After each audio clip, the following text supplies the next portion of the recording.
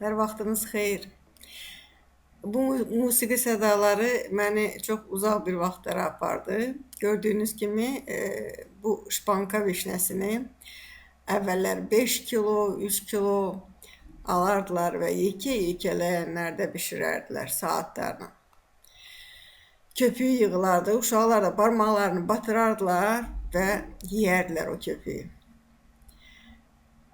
İndi şəkildə gördüyünüz isə cır vişnədir, şpanka deyil. Ən gözəl mürəbbə məncə bu albalıdan olur və gözəl sokları və kompotları olur. Turşuluğu biraz şpankaya görə çoxdur, amma həddən artıq ətirli və ləzzətlidir. Şpanka isə belə də ətri yoxdur, deyim ki, bu vişnənin albalının ətri yoxdur, amma əti çoxdur. Ona görə də mürəbbədə özünü çox yaxşı aparır. Bugün sizə qeyri-adi bir mürəbbə hazırlamaq istəyirəm və istəyirəm ki, siz də öyrənəsiniz. Bəlkə də bilirsiniz, bəlkə məndən də yaxşı hazırlayırsınız. Amma ki, cavan gəlinlər, qızlar, tələbələr bəzən öz aralarında oturub söhbət eləyirlər. Mən də bir qulaq müsafiri oluram. Görürəm ki, nəsə bir iş görmək istəyirlər, amma nə qaynanadan soruşmaq istəmirlər, nə böyük gəlindən soruşmaq istəmirlər. İstəyirlər göstərsinlər ki, hər şeyi bacarırlar, amma ki, utanırlar ya sığışdırmırlar özlərinə. Ona görə açın YouTube-u və baxın, öyrənin. Heç kimdən soruşmaq lazım deyil. Bir dəfə bişirərsiniz, alınmaz, ikinci dəfə alınar. Əgər yaxşı,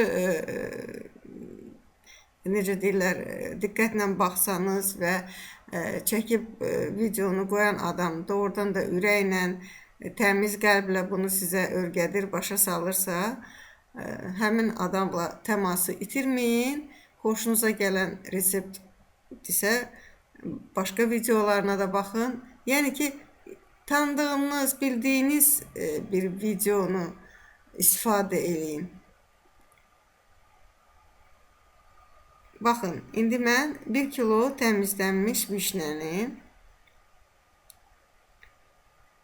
ləyənimə tökürəm. Düz 1 kilo olmalıdır.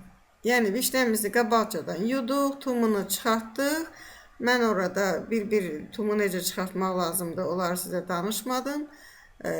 Əlbəttə ki, bunu özünüz də eləyə biləcəksiniz. Ürəyiniz istəyən üsulla tum çıxaran aparatlar indi çoxdur. Çalışın metal olmasın, plasmas olsun. 1 kilo təmizlənmiş tumsuz vişnəmizin üzərinə 1 kilo yarım şəkər tozu əlavə edirik. 1 kilo 600 qram da ola bilər. Amma kilo yarımdan az olmasın. Şəkər tozumuzu əlavə edirik və qoyuruq qalsın. Siz bunu 1 gün, 2 gün saxlaya bilərsiniz. Heç bir şey olmaz. Albalı ya istəyirsiniz vişnə, necə istəyirsiniz deyin. Öz suyunu buraxacaq, şəkərlə bir yerdə, şəkər də əriyəcək. Yox, əgər gözləmək istəmirsinizsə, onu həmin günü də, indi mən sizə çəkib göstərirəm, həmin gündə hazırlaya bilərsiniz. Haradasa bir yarım saat keçəndən sonra onu biraz qarışdırın. Daha sonra qoyun ocağın üstünə, amma qazınızı elə bil ki, şam kimi də lap bir damcı salın ki, o şəkər onun dibində yanmasın. Çünki o yansa, sizin mürəbbəniz qəhvəyi rəngdə alınacaq. Siz isə yəqin ki, bunu istəmirsiniz. İstəyirsiniz o elə vişnənin öz rəngində qalsın. Həm rəngi gözəl olsun, həm tamı gözəl olsun. Əgər ocağın üstünə qoyursunuzsa, onu daha yadınızdan çıxardıb qoyub getməyin. Çalışın, elə siz də mətbəxdə nəsə bir iş görəsiniz və hər bir 5 dəqiqədən bir, 3 dəqiqədən bir gəlib onu bir belə üngülvarı qarışdırın. Qorxmayın ki, sizin vişnələriniz əziləcək. Heç bir şey olmayacaq. Onlar öz şirəsini buraxacaq, şəkəri isə çalışacaq canına çəksin. Hardasa 1 saatdan sonra sizin vişnəniz bu hala gəlib düşəcək. İndi ocağı normal qaydada aça bilərsiniz və gözləyirik ki, bizim bu mürəbbəmiz qaynasın. Görürsünüz, dibində hələ şəkər var. Ona görə mütləq bunun yanında durun, qarışdırın o vaxta qədər ki, o şəkər tamamilə ərisin. Yəni, dibinə şəkər yapışmasın. Çünki o dibindəki şəkər mütləq yanacaq. Qarışdırırsınız, qorxmursunuz ki, vişnə əzilir, əzilmir. Lap necə yumuşaq vişnə olur olsun, o əzilməyəcək. Yadıma gəlir, çiyələk mürəbbəsindən sonra çox adam yazdı ki, ay xanım, siz bu çiyələyi qurcalaya əzdiniz, tökdünüz axı. Mən isə yazırdım, siz bir də videoya baxın, görün orada bir dənə əzik çiyələk görsəniz, onda mən sizinlə razıyam. Heç bir şey olmur. Çiyələkdə qaşığın dal tərəfi ilə həmişə qarışdırırsınız. Mən bunu sizə videoda da demişdim.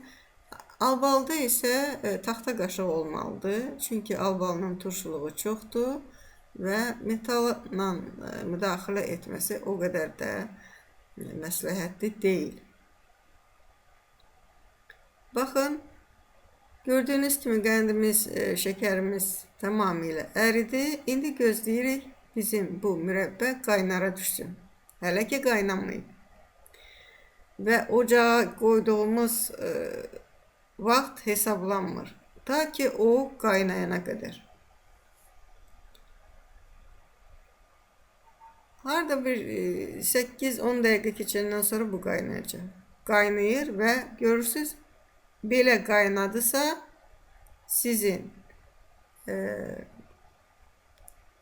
mürəbbəniz yavaş-yavaş hazır olmağa yaxındır.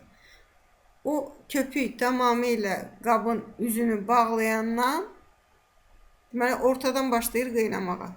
O ortada qaynamağa başlayandan saata baxırsınız. 5 dəqiqə, 6, 7 dəqiqə oldu, altını söndürürsünüz və üzünün köpüğünü yığırsınız. Bu 5 dəqiqədə əgər köpük tamamilə qabın üzünü tutubsa, onda da söndürə bilərsiniz. Yəni ki, köpük qazandı, ya tasdı, ya mənim kimi balaca ləyəndir. Hansında bişirirsinizsə, onun üzünü bütün səthini tutmalıdır. O vaxtı sizin mürəbbəniz hazırdır. Sakitcə qazınızı, ocağınızı bağlayırsınız və üzünün köpüğünü yığırsınız. O biri mürəbbələrdə göstərdiyim kimi mən sirkələyərək yığıram bu köpüyü. Siz indi necə bacarırsınız o cür yığın. Öyrənmək istəyirsinizsə baxın və mənim kimi yığın. Qaşığın altı ilə basa-basa vişnələrin üstündən köpüyü ortalıqdan yığırsınız. Tərtəmiz yığılır. Sizi heç bir damcıda narahat eləmir. 2 dəfə ya 3 dəfə yırğalayırsınız onu. Hamısı yığılır ortalığa. Əgər siz 3 kilo, 5 kilo böyük ləyəndə iş görürsünüzsə, ehtiyatlı olun ha. İstidir, qaynardı. Yan yörənizdə uşaqlarınız olmasın. Çox yuxarı qaldırmayın ləyəni.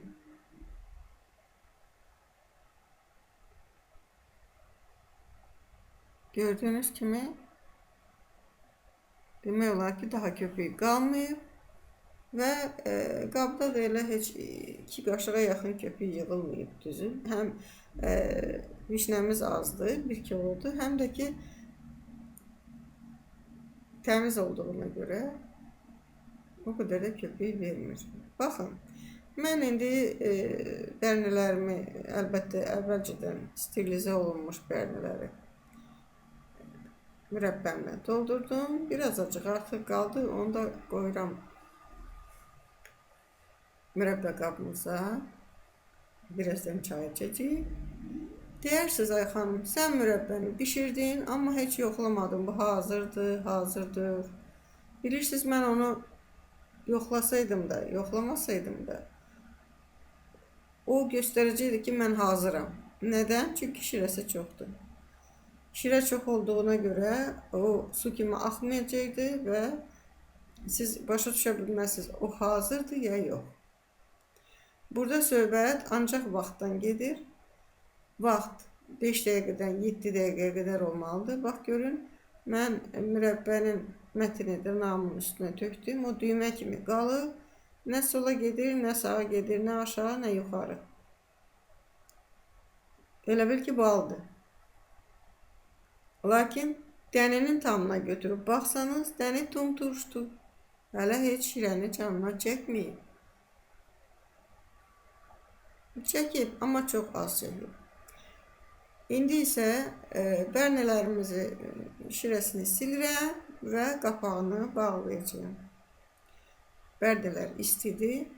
İsti tökürsüz, soyutmursunuz. Bu mürəbbəni soyurup dökmək olmaz. Onu mütləq isti tökəcəksiniz bankaya və ağzını bağlayacaqsınız. Necə ki biz kompot hazırlayırıq. Bəziləri onu indiyə qədər 3 litrlik balonlarda, indi ailəsinə baxır. Bəziləri isə elə litrlik o şirə bankaları var bizim tarlanın butulkaları. Onlarda eləyir. Onu da çaynikdən qaynar su tökürük üstünə, şəkər tozu tökürük, qapağını bağlayıb, ağzını aşağı eləyib qoyuruq. Heç kim bilmirəm, bəzi adamlar əlbəttə qaynadır. Mən 20 ildir qaynatmıram. Nə xiyarı, nə də ki kompotları. Bir dəfə isti suyu tökürəm, boşaldıram. İkinci dəfə şəkər tozu ilə bir yerdə isti suyu tökürəm, qapağı bağlayıb ağzı aşağı çevirirsiniz. Və baxırsınız ki, ay aman, bunun rəngi niyə belə açıqdır? Bu niyə qızarmadı?